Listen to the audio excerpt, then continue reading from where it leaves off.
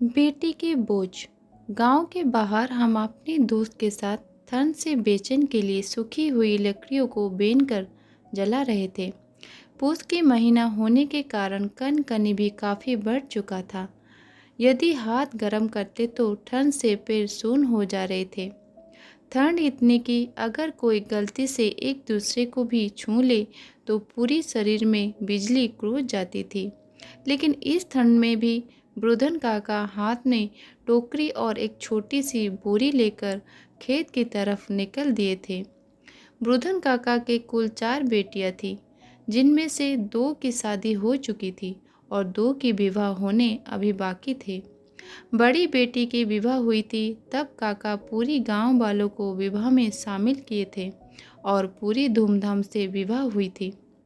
बड़ी बेटी के विवाह के समय वृद्धनी काकी भी जीवित थी। वृद्धनी काकी ने बड़ी बेटी के लिए बहुत सारे गहना पहले से ही बनवा कर रखी हुई थी।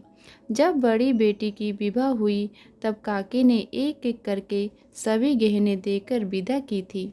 वृद्धन काका कोई जमींदार नहीं थे, परंतु उनके पास 2-4 बीघा खेती लायक जमीन थी, जिसमें अनाज उपजाकर अपने परिवार की हर जरूरत को पूरा करने में समर्थ थे। बड़ी बेटी के शादी के कुछ साल बाद वो मझली बेटी के लिए भी लड़के ढूंढने लगे थे। तब वृद्धन काका की दिल इच्छा थी कि इस बेटी की शादी किसी सरकारी नौकरी वाले लड़के से ही करूं। काका कई लोगों से लड़कों की जानकारियां ले रखे थे।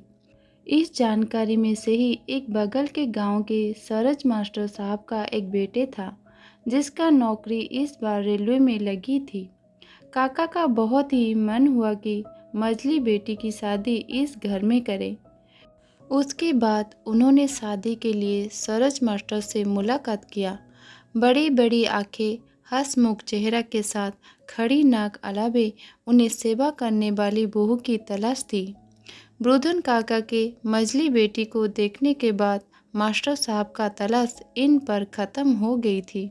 जब मास्टर साहब ने अपने बेटे की कीमत यानी दहेज 20 लाख रुपए बताए तो वृद्धन काका का पैर तले जमीन खिसक गए। काका सरकारी नौकरी वाले लड़के के खोजने से पहले ये भूल चुके थे कि सरकारी नौकरी वाले लड़के की कीमत बहुत ज़्यादा होती है।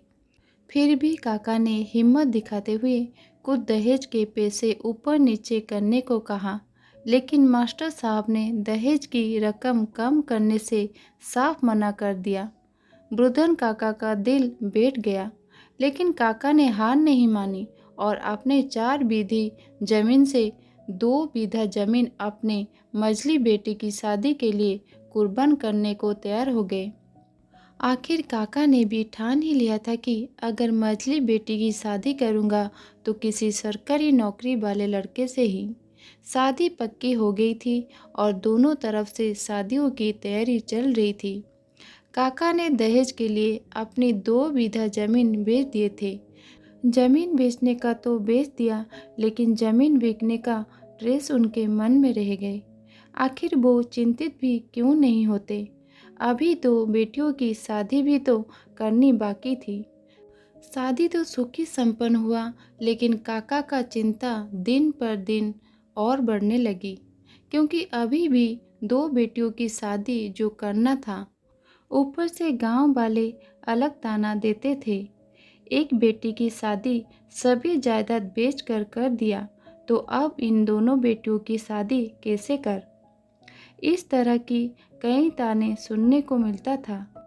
सिर्फ आज ही नहीं, इतने सुबह वृद्धन काका को खेत में जाते हुए देखा था, बल्कि वो प्रत्येक दिन इसी तरह से जी जान लगाकर खेती करते थे, ताकि इन दिनों बेटियों की शादी किसी अच्छे घर में करा सके। लकड़ियाँ जलाकर खेल रही थी, फिर भी कनकनी सता ही जा रही थी और ये ठंड भी कम होने का नाम नहीं ले रहा था। आज वृद्धन काका को इतने ठंड में खेती में जाते हुए देखकर उन्हें जलती आग के पास बैठने के लिए बुलाया, लेकिन उन्होंने कहा, बेटा, हम लोगों को ठंड कहाँ बुझाता है। जिसके सर पर बेटी का बोझ हो उसे इतना आराम से बैठकर आग सेकने की फुर्सत कहाँ है। ब्रूधन काका का बात सुनकर मैं मौन हो गया और सोच में भी पड़ गया। क्या वास्तव में बेटियां बोझ होते हैं या सरज मास्टर साहब जैसे लोग दहेज लेकर बेटियों को बोझ बना देते हैं। खैर, समाज की जिम्मेवारी सरज मास्टर साहब जैसे लोग के पास रहा तो बेटियां यूं ही बोझ बनती ही रहेंगी। वीडियो को अंत तक देखने के लिए धन्यवाद। कहानी कैसी लगी कमेंट करके ज़रूर बताएगा। वीडियो पसंद आई हो तो लाइक शेयर करिए और चैनल को सब्सक्राइब करिएगा। मिलते हैं और एक कहानी के साथ, तब तक रहती हूँ नमस्कार।